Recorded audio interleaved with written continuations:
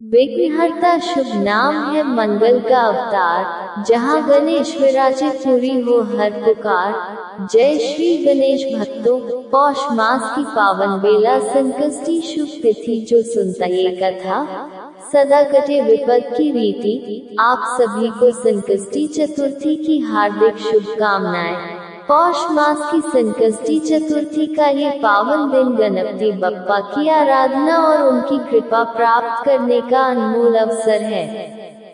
जो भी भक्त सच्चे मन से आज की इस कथा को सुनेगा और लाइक करेगा, गणपति बप्पा की कृपा से उसके जीवन से सभी कष्ट, सभी बाधाएं समाप्त हो जाती हैं। भगवान गणेश की कृपा से जीवन में सुख शांति और सफलता का संचार होता है। आइए अब भक्ति भाव से आज की इस कथा का शुभारंभ करते हैं।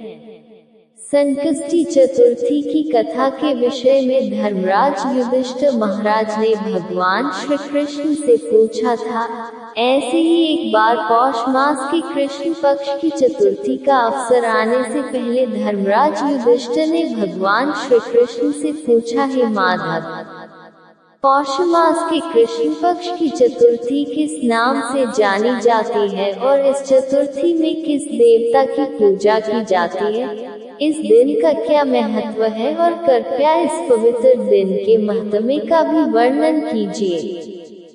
तब धर्मराज युधिष्ठिर को भगवान श्री कृष्ण ने एक कथा का श्रवण कराया था, जिसमें कैलाश पर्वत पर विराजमान देवी पार्वती जी ने स्वयं भगवान श्री गणेश जी से संकष्टी चतुर्थी के महत्म्य के विषय में पूछा था। देवी पार्वती जी ने भगवान श्री गणेश जी से पूछा, हे पुत्र, पौष मास में किस गणेश की पूजा किस तरह से करनी चाहिए और उस दिन क्या भोजन करना चाहिए, उसे आप संक्षेप में बतलाएं। विघ्नहर्ता श्री गणेश जी ने कहा, हे महादेवी, पौष मास की चतुर्थी विघ्न विनाशन होती है। उसमें लंबोदर नामक गणेश की पूजा करके भोजन के रूप में केवल गौमूत्र ही पीना चाहिए। व्रती को पहले की संकष्टी विधि से पूजन करना चाहिए, अर्थात दिन भर शांत भाव से निराहार रहकर व्रत करें, दिन में न सोएं, ब्रह्मचर्य का पालन करें, रात्रि में पूजन के बाद ब्राह्मण भोजन कराएं।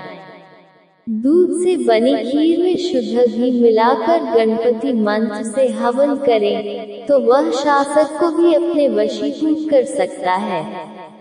इस संबंध में हम आपको एक प्राचीन कथा सुनाते हैं। एक बार राक्षस राज रावण ने सभी देवताओं को जीतकर मदान होकर संध्या कर रहे बाली को पीछे से कसकर पकड़ लिया। बलशाली बाली रावण को अपनी कांख में दबाए हुए आकाश मार्ग द्वारा किष्किंधापुरी में आया और उस बंदी रावण को अपने पुत्र अंगद के लिए खिलौने के रूप में दे दिया। रावण के गले में रस्सी बांधकर अंगद ने उसे नगर में घुमाना शुरू कर दिया। विश्व विजय रावण की ऐसी दशा देखकर सभी नगरवासियों ने अट्टहास किया। जनता कहने लगी, अरे देखो तो सही, ये विश्व विजेता रावण आज राजकुमार द्वारा सदकों पर घुमाए जा रहा है। पूर्ववासियों की बात से लज्जित होकर रावण लंबी लंबी सांसें भरने लगा। उसका दर्द चूर हो गया। उसने अपने नाना पुलच मुनि का स्मरण किया। अपने नाती की दिन पुकार से मुनि को आश्चर्य हुआ कि उसके नाती की ऐसी दशा क्यों हुई। अत्यंत गर्व करने से देव, दानव, मनुष्य आदि सभी का पतन अवश्य ही हो जाता है। रावण के समीप आकर मुनि ने पूछा कि बताओ, तुमने मुझे क्यों याद किया है? तब रावण ने कहा, हे नाना जी, देवताओं को जीतने के कारण गर्व करने से मेरी हितुरक्ति हुई है। मैंने संध्या करते हुए एक वानर राज को देखा। महासागर के तट पर मैंने उसे पीछे से पकड़ने का प्रयास किया, परंतु मैं ही उसके द्वारा पकड़ लिया गया और उसने मुझे यहाँ लाकर गले में रस्सी बांधकर अपने पुत्र को खेलने के लिए दे दिया। इस दुर्गति को देखकर सभी नगरवासी मेरी हंसी उड़ा रहे हैं। हे देव, इसी चिंता में मैं व्याकुल रहता हूँ। बंधन में बंधे रहने के कारण मैं अशक्त हो गया हूँ। हे नाथ, अब मैं क्या करूँ? मेरे जैसा आपके वंश में दूसरा कोई कुल कलंकी नहीं है। अब तो केवल आप ही मेरी रक्षा कर सकते हैं। पुलिस जी ने कहा है, रावण, डरने की कोई बात नहीं है, मैं तुम्हें बंधन मुक्त कर दूंगा। ये बाली देवराज इंद्र के वीर्य से उत्पन्न है और पराक्रम में तुमसे बढ़कर है। इसकी मृत्यु महाराज दशरथ के पुत्र श्री राम के हाथों होगी। हे राक्षस राज, अगर तुम बाली के बंधन से छूटना चाहते हो तो मेरी बात मानकर संकट नाशक गणेशी का व्रत करो। प्राचीन काल में वृत्तासुर की हत्या के प्रायश्चित स्वरूप इंद्र ने इस व्रत को किया था। इसलिए तुम भी इस संकटनाशक व्रत को करो और बहुत शीघ्र ही इस व्रत के पुण्य प्रभाव से तुम्हारा क्लेश दूर हो जाएगा।